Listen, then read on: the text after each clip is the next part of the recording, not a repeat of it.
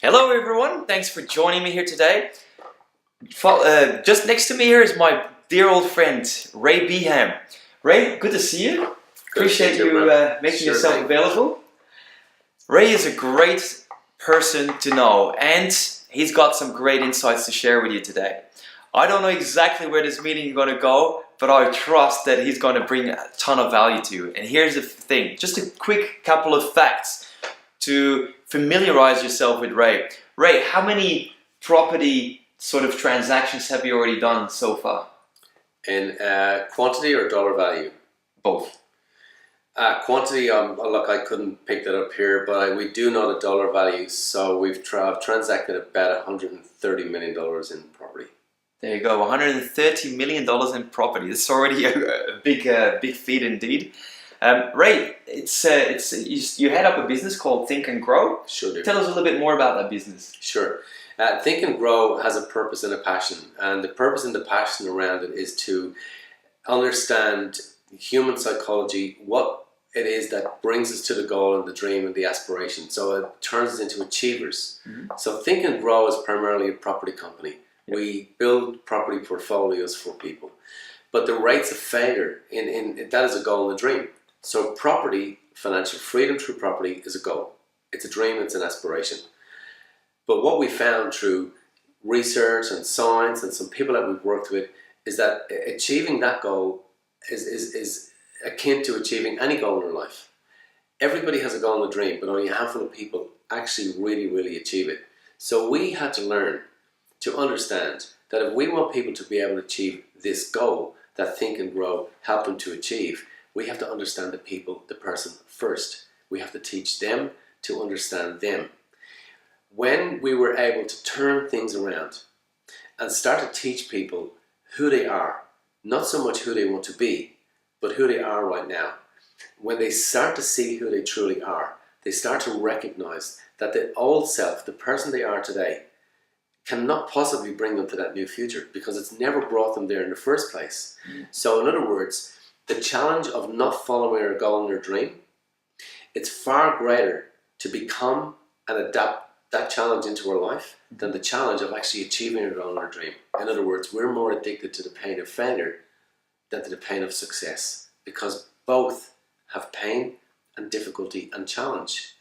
So if we can learn to be the people that we need to be to achieve our goal, the moment we become that person, all of a sudden, out of nowhere, we start to see greater things in greater ways coming into a greater life to allow us to be the person that we have always wanted to be so that we can stop being the people that we've been told to be. We live our life based on how we've been told to live. Yep. We think we do or we don't, but we do. And when we see that and we have that epiphany and that awakening and that realization, that is the moment of change. Now you can go and follow your financial dream, career dream, relationship dream, whatever it is that we're following. But we have to understand who we are first before we achieve any of these things. And that was the pivotal moment of change. That is when we started to see greater success in people in greater numbers than anybody could have anticipated. Because you effectively help people to, build that property portfolio. Yeah. That would fund in their retirement and their aspirations and dreams. Tell us a little bit more about the type of people you work with. Sure. Look, I've been doing this for a long time. So my first student was given to me when I was 19 years of age. So I met my mentor when I was 18. Mm-hmm. His name was Paul. I worked with Paul. I met him at 18. I started working with him when I was 19 years of age, and I worked with him for 4 years. Kind of the rhetoric, the agreement that went on between myself and Paul was, he said to me, I can change your world and I can change your life, but you have to stop being the person that you think you are, and you have to let go to every association of who you believe you are in the past. And when you do that, you're going to become uncomfortable. So I followed Paul, and I went off on that journey.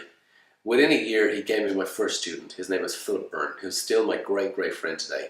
I had to take Phil now, and I had to do with Phil what Paul had done with me. So since then, I've met, coached, mentored 10,000 people. Personally, one-on-one, in one-on-one, close-up, face-to-face experiences and environments. So your question is, what type of people do I work with? I've met everybody. I've met the whole different gamut of personalities that we could possibly ever have on this planet. And people really, really vary in their thinking and their actions and their ways and their outcomes. So it's given great exposure into human psychology, human psyche. Yeah, excellent. And it's true. Anytime when I see you, pretty much when we meet, which we do quite regularly, which is great. Most of the time you're on the phone coaching someone. Sure. When you arrive and when you leave, in between pretty much coaching sessions all Absolutely. the time. Yeah. The fascinating thing that I've always noticed is that you don't coach for money. Tell us a little bit more about your philosophy, about how you go about helping people and how coaching fits in. All right. So from a coaching viewpoint, when I'm coaching and dealing with somebody, I'm completely collapsed into who they are. Mm-hmm. And the great thing about coaching is that when you start to understand how the neurology of who we are and the biology of who we are works, you can really kind of get into the psyche of people and start to understand literally within seconds of who they are and their limitations. So from that perspective, when I coach, that's my study time. So I'm studying and I'm learning and I'm capturing and I'm taking all these experiences into me and I'm embedding these experiences into the architecture of my brain and its geography so that I can be greater at doing what I'm doing. So yeah, for sure, I do mentor people and they come into a mentoring scenario with me, but there's an equal benefit back. So but after a while that becomes a real addiction.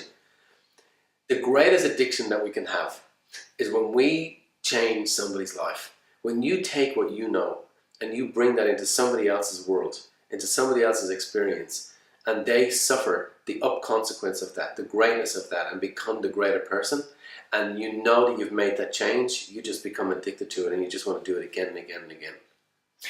Notice perhaps at this stage here, guys, I'm mindful that those people watching this video here, this interview, that most people, when you hear addiction, you think it's something negative, you think about drugs and the likes. And it's probably good to touch base a little bit more what specifically you mean with the addiction and how that fits with the mind as well as the body in general. That's something that we discussed actually before we started the camera. Yeah, sure.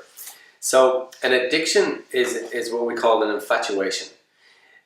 So there's different ways that we can talk about addiction. So what I'll do is I'll talk about addiction with you from a neurological perspective. Mm-hmm. So from a neurological perspective, we thought for many years that positive thinking was the way forward. Read some positive affirmation books, say some positive affirmations to yourself, repeat them as part of your mantra, change the egoic voice of your ego, change it to a different story, and hey presto, the magic of the universe will unfold its catalogue in front of you, and the infinity of the universe will wrap its shroud around you, and everything that you want in your life is going to magically appear. Not quite so. Not quite so. We know that So now. it doesn't work that way. So we now realized through scientific research, especially over the last 15 years, that there is something greater going on inside of us that gives life to everything outside of us. So an addiction, the chemical explanation of an addiction is quite simple. We have a thought, the thought builds a chemical. The chemical sits into a peptide. The peptide goes into the bloodstream pumps into the body. That chemical, which is a chemical signature of the thought, when it goes into the body, it goes into the human cell and it affects the human cell. In actual fact, it touches a protein receptor on the outside of the cell which influences an effector, and the message, the signal from the chemical goes into the cell. Over a period of time, the cells adjust their receptor sites. The more we bathe the chemical in the same, or the cell in the same chemical, the more potential that cell has to adjust its receptor site, to move around like a loading dock for a truck, and then it starts to sit there in anticipation of this chemical that we've been bathing in for the last period of time. That comes from a specific type of thought. Correct. Yeah. Or if we want to just simplify that, it might come from external. So we might be addicted to chocolate, for example. Same thing, it's a molecule. Molecule is a chemical, goes into the body. A cell adjusts its receptor site. The moment that the cell makes the adjustment, that's an addiction. Over a period of time then, the cells have a bidirectional feedback to the brain, so they can communicate to the brain. So if the cell then, it's sitting there waiting for the anticipation of this chemical feeling that it's become addicted to, it doesn't see the chemical. Whether it's a good or bad chemical, it doesn't matter. The collectivity the collective awareness of the cell will send a message to the brain, to the fast track, to the spinal cord, and say to the brain, hey, listen, you haven't sent us down this chemical in a period of time. That's the addiction now working. Mm-hmm. So a drug addict will try to get off a drug, and that means his vision is going into the future. He sees himself off the drug. But the body will do everything in its power to be able to encourage the drug addict to stop listening to the brain, to go out to the world, to get the chemical, to put it into the body so that the cell can feed its addiction. Mm. So in other words, when we think about it at that level, the human cell knows it's going to die. It knows that this drug can kill it. But the human cell is so addicted and cannot break its addiction, so much so that your collectivity and your addiction, it doesn't matter whether the body dies as long as the cell gets its addiction. That is the dangers of an addiction. Now, not only do we build our addictions from chemicals that are generated from the outside in, such as a drug, such as chocolate, such as marijuana, whatever it might be, but we have a pharmaceutical factory in our head and in our body and through different systems of our body that create chemicals. Those chemicals are activated by thoughts. Those chemicals do what they always do. They go into the body, they go into the cell adjusts its receptor site, and it becomes addicted. So if we've had thoughts of infatuation of great things, so when people say to me, thank you for this that you've done, I'm addicted to that. So that's my addiction being fed. So I'm always looking for the gratitude and the thank you because that's my addiction. But we're addicted to other things. We're addicted to things like... So addiction can be a positive and a negative from Absolutely. What you say. For sure. Okay. So successful people are addicted to the feeling of success. So all they know is success. So when you say to them, you could fail doing what you're doing, they'll say, look, sure, I could. But they will not feel the anticipation of that addiction. They're more infatuated with their future selves and more aligned to it. So all of a sudden now, because we know that the human cell can become addicted, we can then train the brain to have a new thought, to build a new chemical, to feed the cell a new bathing of a new chemical, to get the cell to adjust its receptor site again, to now become addicted to something different. And the only way we do that is by repeating a thought pattern over and over and over again, which builds a chemical, which creates a new addiction. So the human body, the collectivity of cells, don't care whether you drive a 2017 state-of-the-art Mercedes-Benz or a 1992 Nissan Bluebird with 3 doors that's meant to have 4, as long as it gets its addiction. The body's addicted. So therefore, if we want to change, we have to change our body so that we can change our mind, so that we can infatuate with our future, so that we can stop seeing our past, so that we can start to see our future, so that we become addicted to the future and stop our addiction to the past. So a quick recap there. So you say there's like positive psychology in a sense is not working. What are you saying instead that really is the gateway then? So I'm hearing you say you actually start first with the body that then changes the mind, so that you can actually attract the things you want in life. You really need to go through the body first. Is that what you're saying? Correct. You got to go through the body first. Now, when you talk about attraction, that's a whole different type of science all over again. I can talk about attraction if you want me to do that for a moment. So when we talk about the law of attraction and so on, it sounds kind of mystical and magical. Okay, but there is no mystic and magic in our universe. There is just a universe, a unified field of all knowledge and all information and all knowing. So we live from a unified field. So what's a unified field? When we go down through the organs, the systems, the brain, the molecules, the nuclear self, the subnuclear self, the subatomic self, and we go down, it's like falling out of an airplane. When we fall out of an airplane from, say, 30,000 feet, everything looks smooth on the way down.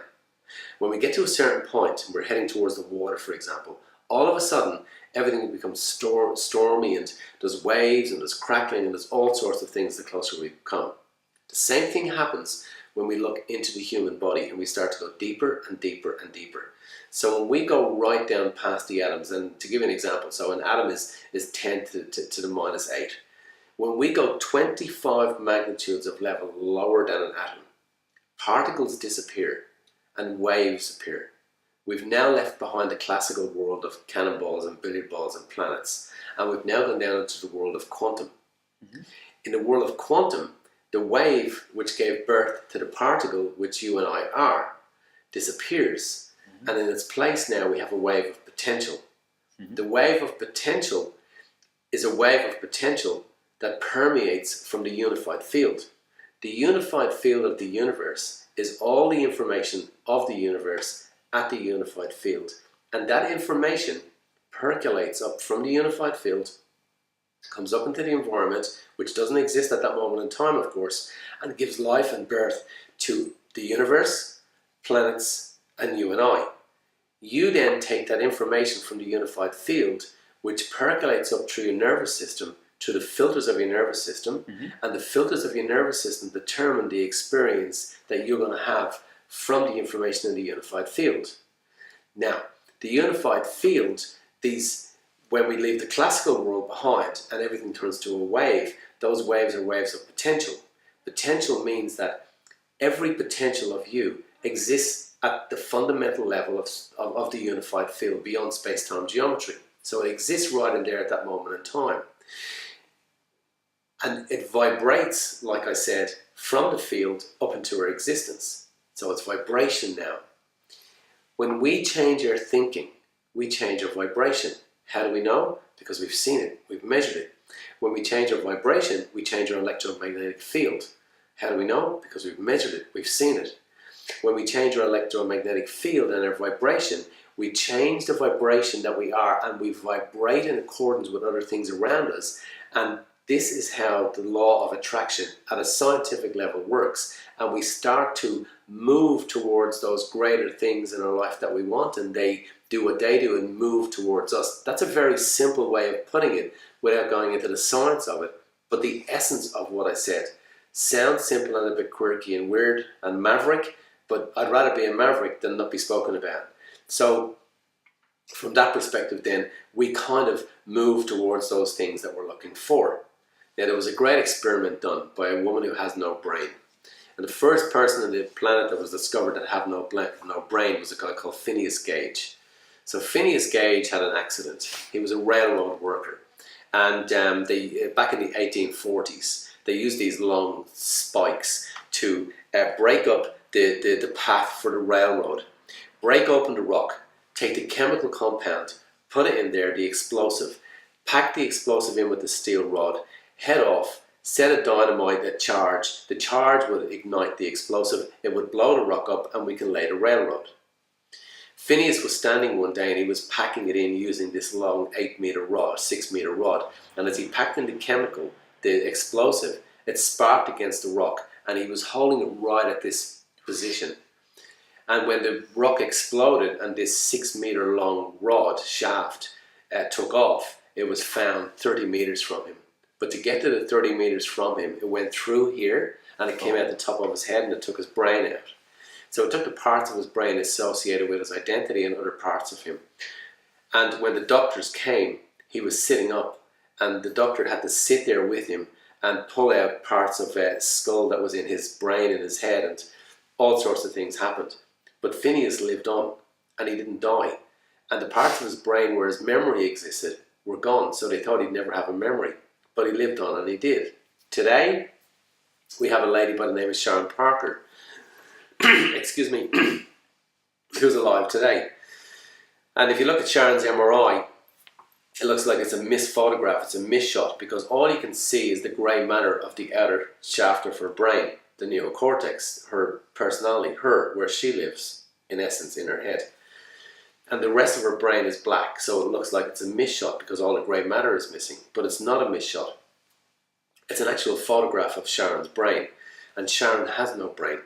The only thing she has is the neocortex and her medulla just at the back of her head here, which is responsible for controlling and moving her body.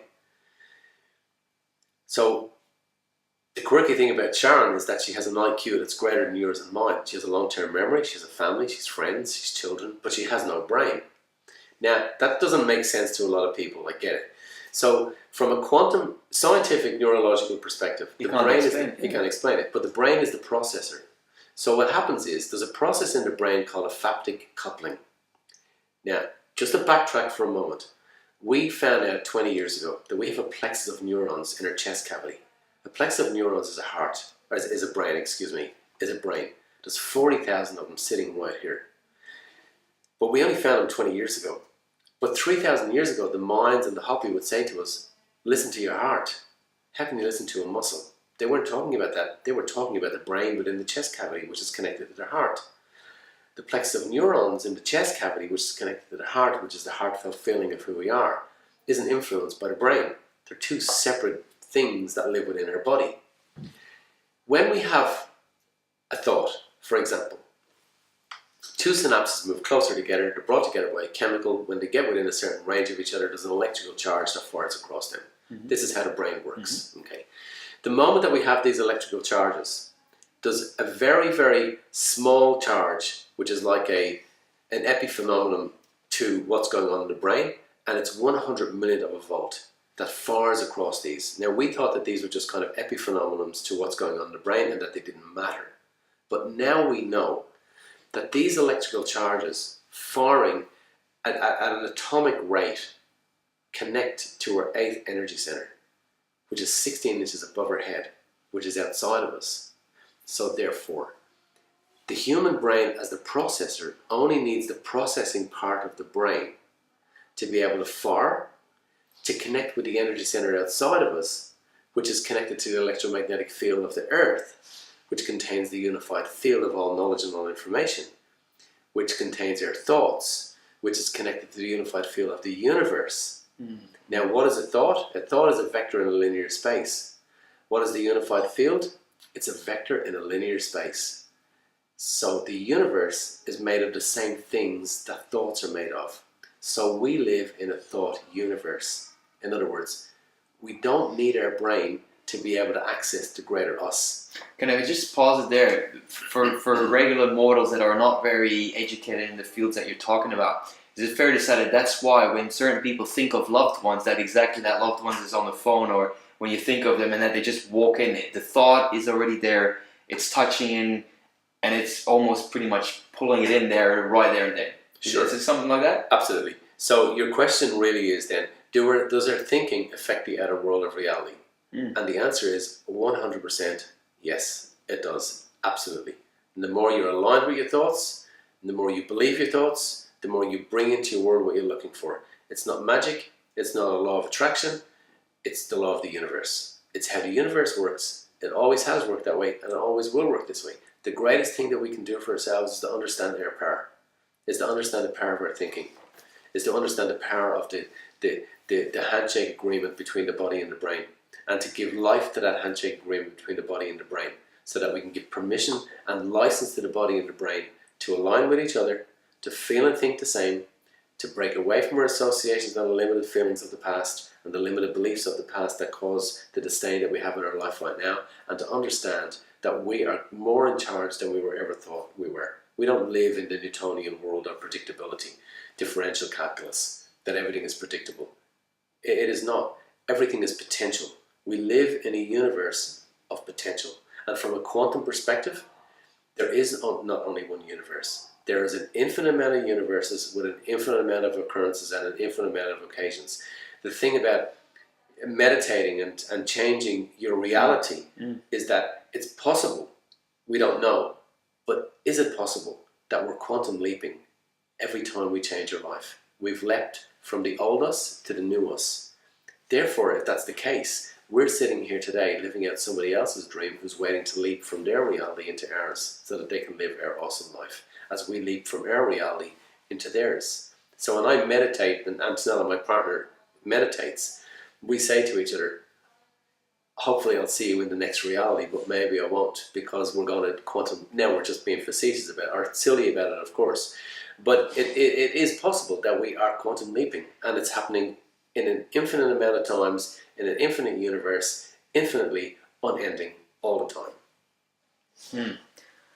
I'm fascinated with this stuff. This is, you talk in ways that I can follow the line of thought. It's new thinking for me in many respects. Just backtracking, so when you say you meditate, please explain us a little bit, like, so that the viewers who are less familiar with this sort of stuff like I am, understand a little bit what exactly happens and how, for example, you can get rid of the past and move more in the direction of your new future by meditating. Sure. So when we meditate, we know there's a greater us outside of us. We need to get in touch with it. How do we get in touch with it? The dominance of our story in our head, the dominant mantra of our ego, the voice of the ego, the mantra of ourself, is more in touch with the past than the future, because the mantra of ourselves, the voice that we tell ourselves, comes from the left brain analytical. The left brain analytical only knows the past. It has no access to the future. It can't dream. It cannot think outside of what its experience is. So from that perspective, then, the creative brain is the one that solves our problem and brings us to a new place. But it is not dominant. Its computation value is really small. It can only deal with about 40 bits of information per second, but the subconscious brain, the left brain analytical, can deal with 40 million bits of information per second. But it doesn't know the future. It only knows the past. So that's where all our limitations live, right there. So the creative brain tries to bring us to the future. The subconscious brain, a million times faster, keeps us locked in the past. When you talk about thinking about somebody and they ring you on the phone all of a sudden, the left brain analytical can spot the creative self firing up before we even have this thought of greatness and wonderment and joy and happiness and aspirations and goal setting and whatever, and literally can sabotage us before we even know we've had a thought. So we have a collapsing of quantum experiences, of experience of reality, at 40 times per minute, so every 25 milliseconds. When we meditate, we fire up a part of our brain, because when we're meditating, we're shutting down different parts of the body, and we go through, say, a guided meditation, for example. Mm-hmm. We fire up a part of the brain called the cerebellum, and we activate a part of the brain called the frontal lobe. The moment the frontal lobe is activated, it switches off other parts of the brain. So it gets into the motor centers responsible for moving the body and tells that to quieten down. It gets to the identity centers where you live and tells that to quieten down. It gets to the centers that process time and quiets all that down. And right at that moment in time then, there is no activity around the brain. So right then we're in a state of pure consciousness. The moment we fire up that part of the brain... So, and that's when you're in your frontal lobe only. Correct. Yeah. The moment that we fire up that part of the brain, I'm talking giving light to that part of the brain. So it's active all the time, of course, but we give light to it now. The moment we do that, that automatically bypasses your identity, your ego, your thinking brain, and puts that almost asleep. While that's asleep now, we get into a state of pure consciousness, so we start to see our future. And in doing that then, we start to bring in all of these things that we want to see in our life. We get the feeling of it in our body. That's how meditating works. So you get the idea in your head, you get the feeling in your body, you're changing your body, your biological addictions at the same time. When you come out of meditation then, you've been able to access these limited parts of you that have lived within you for such a long time. And literally at that moment in time, we are rewriting our subconscious programs. We're now starting to see our future more than we see our past. All of a sudden, we come out of meditation. We wake up, and the ego kind of arcs up and goes, what happened when I was asleep? But it doesn't matter, because it's happened.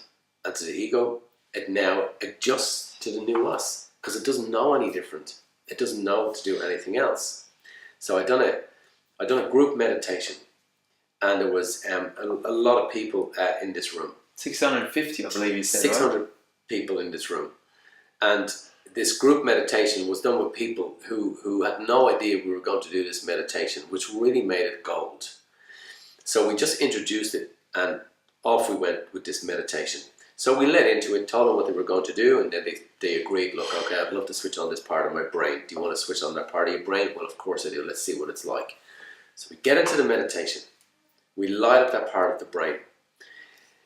At the end of the meditation, we were all chatting and talking, and a woman who was about 58 years of age said to me, in the meditation, you woke up for me an experience that I had when I was 2 weeks old, that I'd forgotten about and could never remember, but it was my limitation. And the meditation showed her limitation, and she was able to collapse that limitation within her to see now that it no longer makes sense. And the moment we do that is the moment we change our life in an instant. Guys, I get goosebumps right now. Seriously, good on you. Fantastic. 10 minutes of meditation, or how long did it take you to get these people there? I think we done that probably for about 15 minutes. So I prepped them for about 10 minutes beforehand and just got it ready for that experience, and off we went down the road. And literally it can become addictive. You can really become addicted to wanting to change, because you do start to see things come into your life as though they're magic. So the idea with meditation is to never wonder about how something is going to happen. The world of quantum says this: stop figuring out how. How is victimless? And in victimless, we can't get into that space that we need to get into. So the world of quantum says this: it will happen. Just allow it to happen. You can't figure it out. We can't figure it out. Because everything is potential. I'm sorry, everything is potential, sure. The world of quantum is a mystery. We're never meant to figure it out. We haven't got the capacity to figure it out. We probably don't want to figure it out. We probably don't need to figure it out. We can access it and understand it more. But the reason we can't figure it out is because we are the mystery. And the mystery can solve itself. And that's the phenomenal aspect. So it's almost like rather than predicting the wave, it's more like ride the wave. When it's there, you can have a lot of fun and reap the benefits from riding it, rather than trying to predict it or solve it or whatever. Sure, absolutely. Well, predicting it and solving it is bringing up our past experiences. Because right then, there is a sense that I have to predict and solve something. That is the old us telling us that maybe we can't, because there's an opposite connotation to that. So the idea is to not worry about how it's going to happen, and to just let back and let the universe do what it's always done and bring it into your life and into your world. I'm fascinated. At this point, I need to somehow bring it back to something. Business-wise, how does that translate into business? How can, for example, people who view this learn from this meditation and this quantum field that is, that is apparently available to all of us? How can they use it in their business? Sure. So if you want to use that in your business, and you're open to meditating towards your business, you would take a clear vision of what you want your business to look like. You would take that into your meditation. The first thing you do in your meditation is to get the feeling of the old story. I can't, I shouldn't, I mustn't. And bring that into your meditation for a moment, just so you can recognize it. So you bring that into your meditation, and now you feel your rejection, and you feel your neglect and your difficulties. You come along then in your meditation, and you start to feel the essence of the new you, the greater things in your life. Your business. What would your business look like if you could write the canvas of your future? And remember, the greatest expression of all of us has not been written yet. We think it has, but it hasn't. So what does that look like? When you become into that world, of that new world of you in your business, having a new experience in your business, and your business has a new experience, what would you do? How would you think? Where would you be? How would you walk? How would you dress? How would you feel? How would you look? How would you deal with people? How would you be in your relationship? What car would you drive? How would that feel for you? And literally you have to bring yourself into that moment, that every part of you in your experience is living in the meditation as though the event has already taken place and is in your life right now. So see it, feel it, touch it, almost just bring it into your meditation. Absolutely, just be it.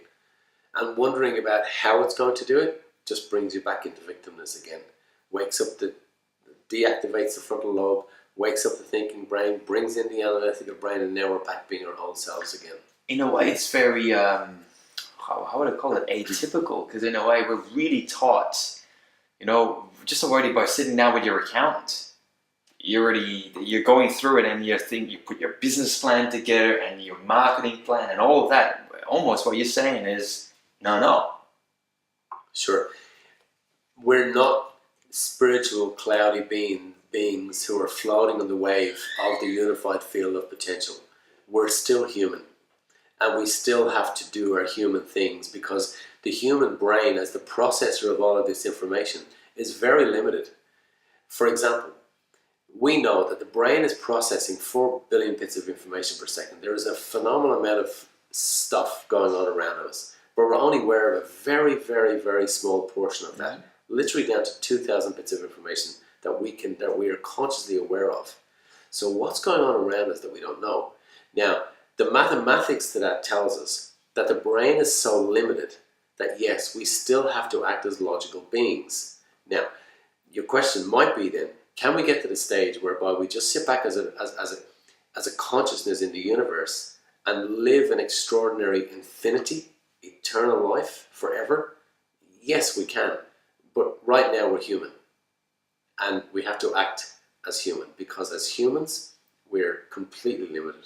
We think we're the most intelligent thing in the universe. We're actually probably the most unintelligent thing in the universe because of our limitation. We don't know what we think the mundane world of planets do and don't know. That can sound a bit weird and spooky. I'm just trying to understand here what you're saying. So are you saying that there is room for still planning and all of that sort of stuff? Because in a way, to me, it sounds like you're saying that the planning actually takes you back to the old you. Sure. So when we come along and we plan, we sit there. We plan and we look at something. We're looking into our future. And for those moments in there where we have conscious aware experiences of the future, that's going to do what it always does. It's in the creative part of your brain that you do. Correct. Yeah. It's going to fire up a thought. It's going to build a chemical. It's going to go into our body. It's going to change our biology. And it's going to allow us to become who we are. My partner has a great saying. She says this: your biography becomes your biology, and your biology becomes your mind, and your mind becomes your life. All based on your biography, your old story, your history, and your past. We're greatly influenced, and we are a consequence of everybody in our past. So if you lived as a child in an environment whereby you were told, we don't have the time for this, we don't have the time for that, hurry up and get into the car, hurry to sleep, hurry to bed, hurry to eat your dinner, I don't have the time for you right now. We grow up with this perception that there's an absence of time. All of those experiences are captured neurologically and embedded into the architecture of the brain as an experience. They create highly charged molecules which go past the amygdala into the hippocampus and become a long-term memory.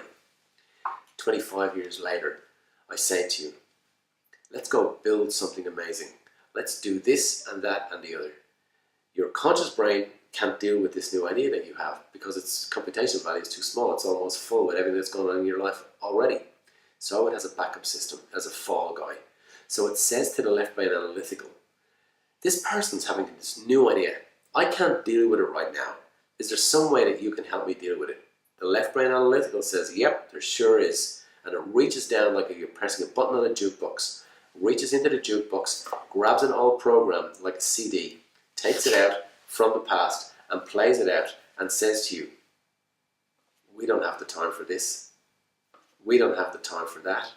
And I don't have the time for you right now. All based on an old program. If we took that same child and we said to him, when you go out at night time, you better be careful and make sure that you wear your hat because the moon will fall out of the sky and hit you on the head. And you keep repeating that to that child. And that child, unless he hears something to the contrary, will believe that the moon can fall out of the sky and hit him on the head. And when he's an adult, he will believe that the moon will fall out of the sky and hit him on the head. The same child that was told there's no time now has a concept and a perception in her adult life that there is no time. That's why we use the time excuse. Mm-hmm. It's not an excuse, it's a program. So when somebody says, I have no time, it's not an excuse, it's a program. So then if I said to you, are you an independent person living an independent life in an independent way, making independent decisions in an independent body? You might declare to me and say, yes, I'm independent, living my own independent life, making my own independent decisions. But you're not. You think you are, but you're not. You're living your life based on other people's perceptions of their lives. And they're live theirs based on their ancestors' perceptions. So you today are just a biological, neurological reflection of people from your past. And the moment that you understand that, and the moment that we learn to break away from that, is the moment that we change our life in an instant. We can change our life in an instant. What was I hear that we probably go through different times when we actually make the switch, so to speak. I think you mentioned quantum leaps and the likes, right?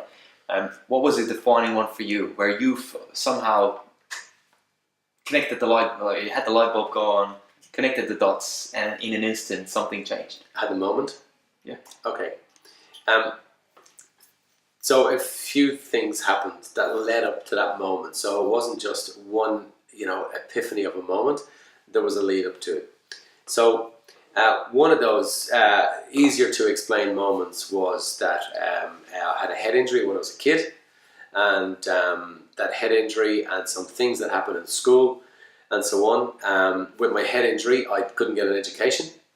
I couldn't do homework. I couldn't learn. There was nowhere for information to land.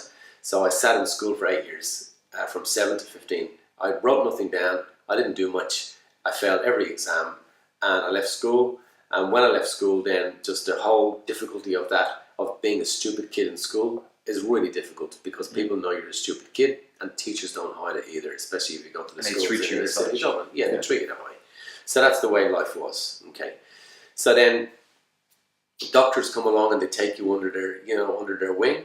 So I ended up on Tegretol. So I ended up on 1,200 mils of Tegretol a day, which is a lot of Tegretol on some days and really bad days. So I had to do this for decades.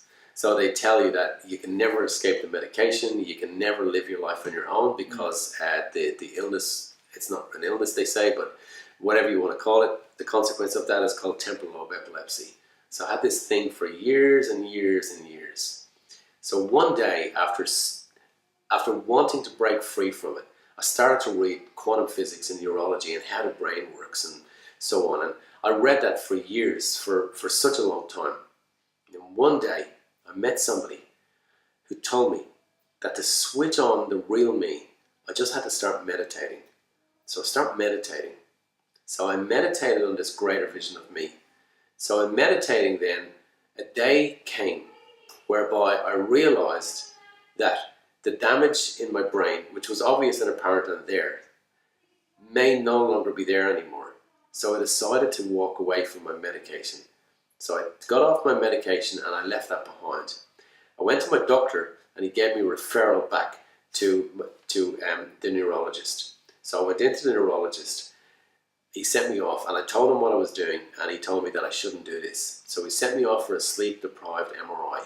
So I go off my sleep-deprived MRI. The results go to the doctor. I go back 2 weeks later in this very cold, non-bedside manner that this particular guy had. He looked at all of the results and he said to me, I don't know what you've done, but you've healed yourself, you're cured. And then I knew that there is something greater inside of us, a creator inside of us, that if somebody can change their brain at that level and repair damage in their brain to the extent that it is no longer existent, in the face of adversity, in the face of the specialist saying, you'll never be free from it, you'll never be off it. You have to take medication for the rest of your life. Absolutely. It was right at that moment in time that all of the study and the work that I've been doing for decades before all made sense, and I realized this is the moment of change. And if I can have that moment of change, everybody can have it, because that is neurology. And why does it affect us? It's because we are physics, we are neurology. So that was the moment. How old were you then at that specific crucial time? That was about 6 years ago. Wow. At that moment in time, yeah.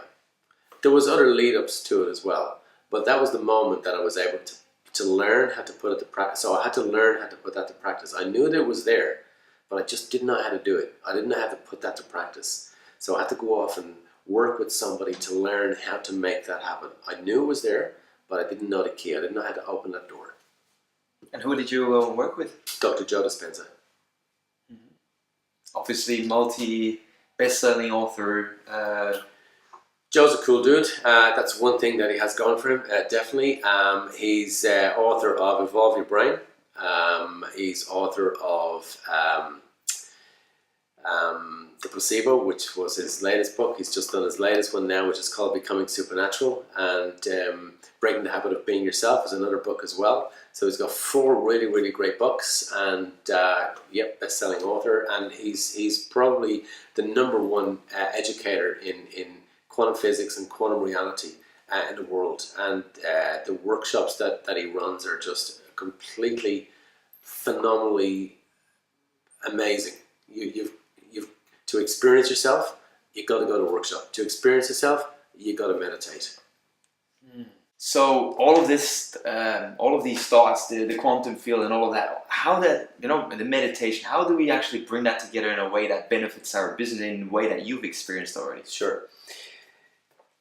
If we can do things like change our brain, if we can do things like manifest small things into our life, the world of quantum doesn't know the difference between big and small. It only knows what it knows and how to bring things into us. So therefore, everything is telling us, and everything is proven to us, that we can come along and use that same influence in our business to manifest the greater business, the greater clients, the greater revenue, the greater us.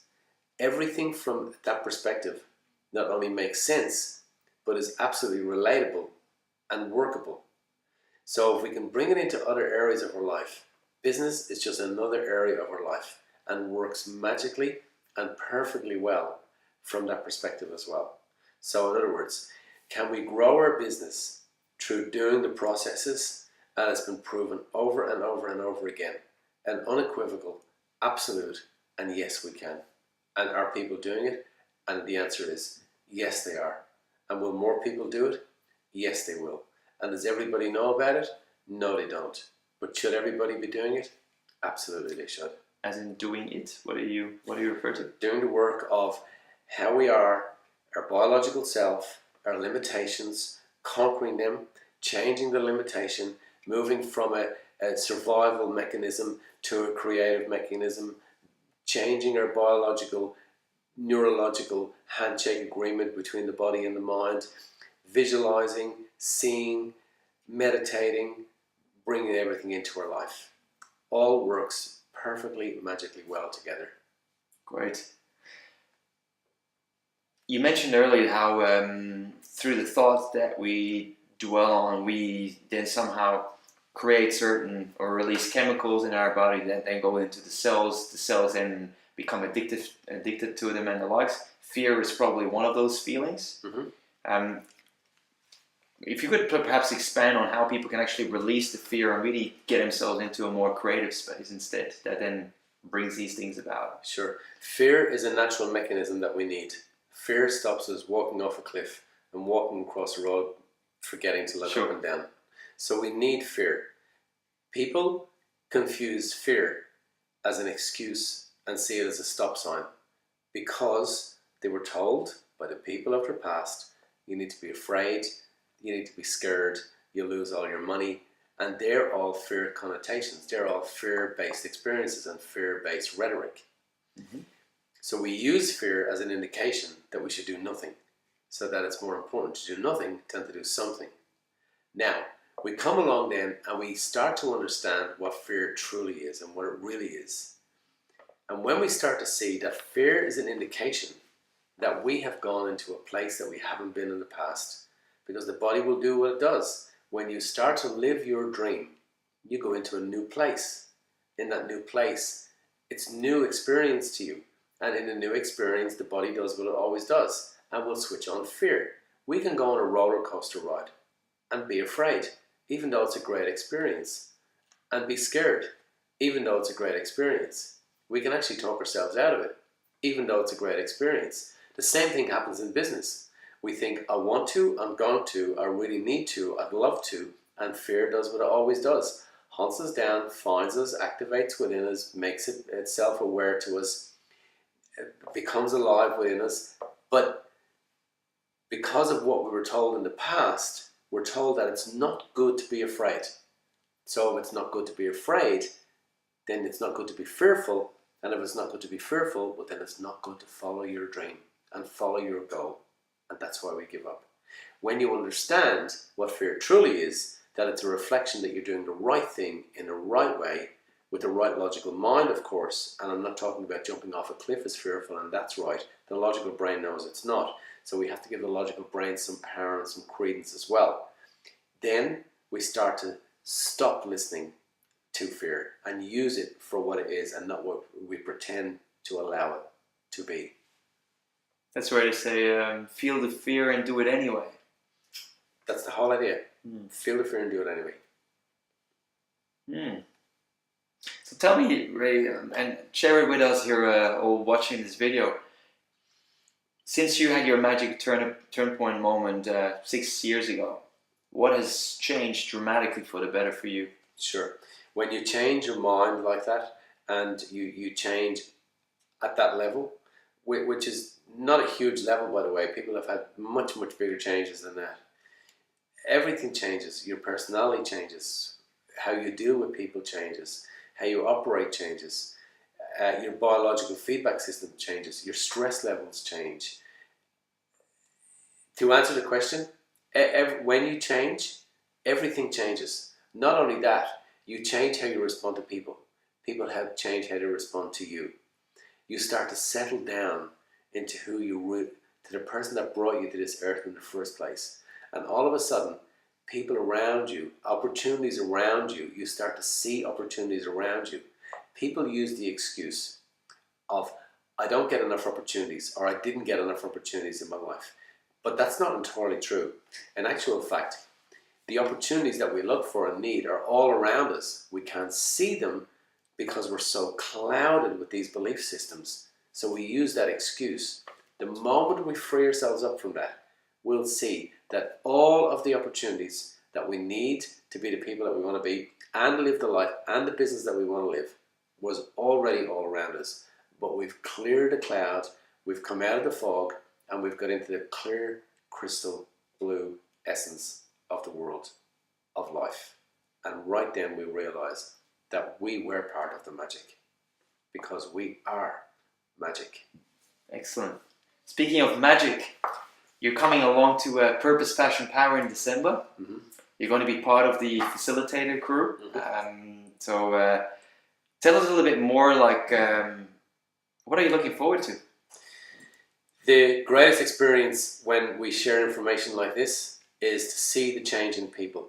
It's to see people standing up collectively. I'm not talking about half of a group or a quarter of a group. I'm talking about everybody standing and realizing that, wow, I've just had the moment in my life that I have been praying, asking, whatever your belief system is, for the last 5, 10 and 20 years. And you realize that standing in a room, being exposed to that information and being exposed to the greater you is the moment you've always waited for. And when you have that moment and we experience and see that moment, that is the greatest gift that we can get from this universe, is to share that experience, that it literally rocks people off their feet.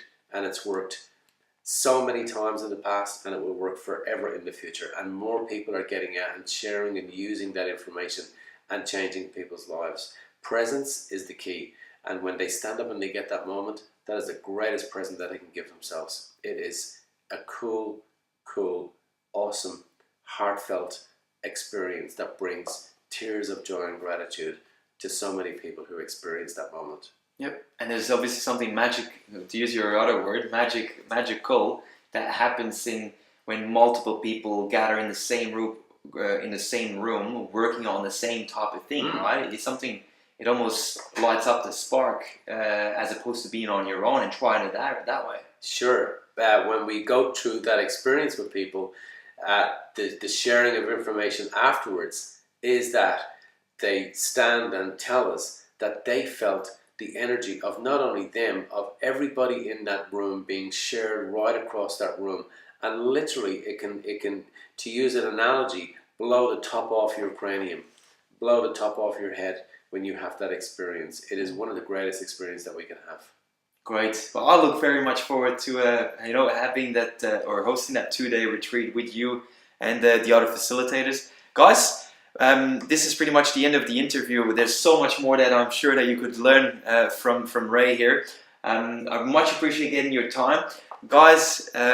Do take a time if you liked what we shared here with you today, to take time for you and invest the time, and feel the fear perhaps of time away, money invested and the like. Feel the fear anyway and do it anyway, if this is important to you, because really last thing what you want is probably stay stuck in the past. We're going to do something great there. Purpose, Passion, Power it is. December, Barossa Valley in South Australia. Looking forward to seeing you there again. Thanks so much, Ray. Appreciate it. Pleasure. Absolute pleasure. Love being here. Thank you so much. All right. Bye-bye, guys.